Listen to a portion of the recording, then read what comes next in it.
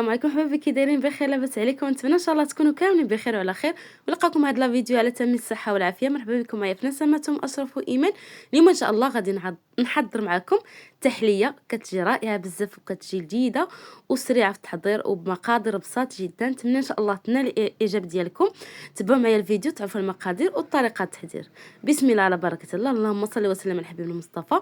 بالنسبه للمقادير اللي غادي نحتاج، عندي هنايا كميه ديال البسكوي العادي بدون شوكولات، يعني البسكويت العادي. عندي هنا تفاح مقطع اطراف، عندي سكر سنيده، وعندي مايزينا نشا، ونسيطرة الحليب، ونسيطرة تاع العصير الليمون.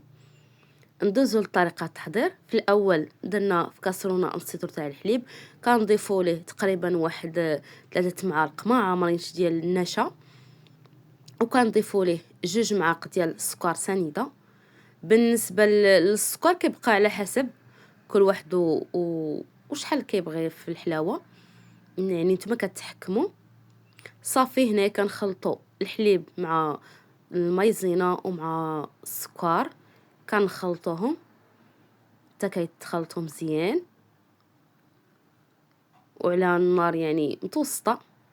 كنضيفوا ليه واحد الفاني، هنا ضفت انا الفاني ديال الزهر، نتوما كتضيفوا اللي كاين، يعني ممكن تضيفوا الفاني تاع الزهر، ممكن تضيفوا الفاني العادي. صافي هنايا كنبقاو نحركو حتى كنخلطو مزيان. ومع التحرك يعني كيبقى دائما كنحركو، يعني ما كنساوش عليه باش ما يتحركش لينا وباش ما يتكورش. صافي كنبقاو نحركو حتى كنحصلوا على واحد الخليط يعني ثقيل كما كتشوفوا. صافي كنخليو على جنب، ومن بعد كناخذوا المول ديالنا فاش غادي نحضروه. كناخذوا البسكويت كنديروه كنغمسوه في الحليب كما كتشوفوا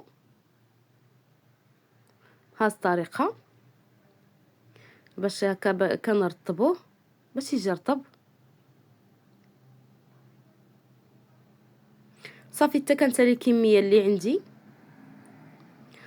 ومن بعد كناخذوا واحد شي هكا كنبقاو نرشوه فوق الحليب باش هكا كيجي رطب.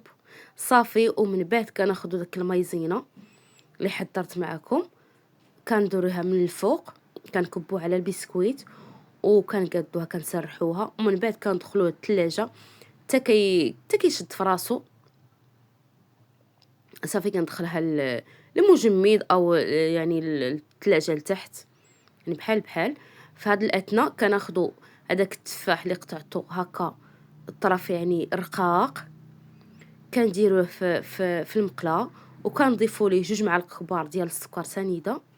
وبالنسبه للتفاح البنات يعني انا كندير كنطيبو ماشي طيبه كنسطيبه، كنعسلو هكا كيجيني حسن. كاين اللي كيديروا خضر، ولكن صراحه بهذه الطريقه انا كيجيني احسن، كيجي رطب كيجي حسن من اللي كيكون خضر. صافي كنبقاو نحرك واحد تقريبا واحد 4 دقائق هكاك 3 دقائق حتى كنحسو به الدبال، يعني دخل داك السكر سنيده حتى كيتعسل. ومن بعد كناخذوا كاسرونه كنديروا فيه واحد الكميه ديال الليمون، ديال عصير الليمون، تقريبا نص لتر الليمون او يعني على حسب الكميه اللي بغيتي. وكنضيفوا ليه مايزينا، كنضيفوا تقريبا واحد 2 معالق كبار، 2 معالق ونص تقريبا ديال المايزينا، يعني على حسب الليمون اللي درت، العصير اللي درت. ومن بعد كنضيفوا ليه كنحركوه، ومن بعد غادي نضيفوا ليه السكر سنيده، كنضيفوا تقريبا واحد 2 معالق تاع السكر، يعني كل واحد على حسب. بالنسبه للحلاوه كتبقى اختياريه. صافي نبقاو نخلطوا كي درت مع الحليب ومايزينا، نفس الشيء كنديروا مع العصير مع الليمون حتى هو كيبان لينا ثقال، كنطفيو عليه وكنشدو ديك الكميه ديال البسكويت اللي شاط لينا، كنديروا الطبقه الثانيه من الفوق كنسرحوه. ومن بعد كناخذوا هاد الليمون كنقسموه على 2، كنديروا النص كما غادي تلاحظوا.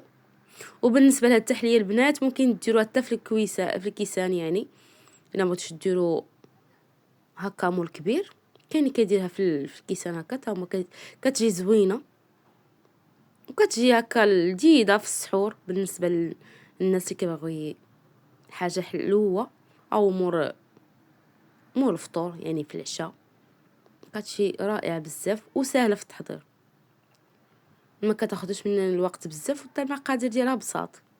صافي هنايا ستفت فيه داك التفاح اللي غسلته، ومن بعد كناخذوا ديك الكميه اللي بقات لينا من الكريمه ديال العصير كما غادي تشوفوا.